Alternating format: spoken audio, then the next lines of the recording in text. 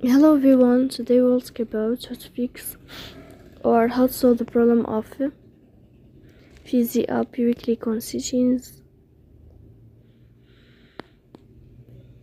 In this page we go to apps, default apps, app settings. In this list you will search about the application of Fizy app.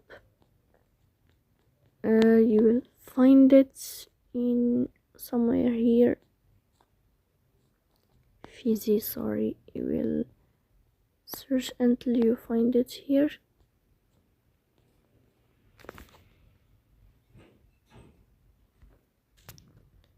You will find Fizy here. Then we click on first stop. After that we click on clear cache. Here we click on storage, and then we click on clear cache.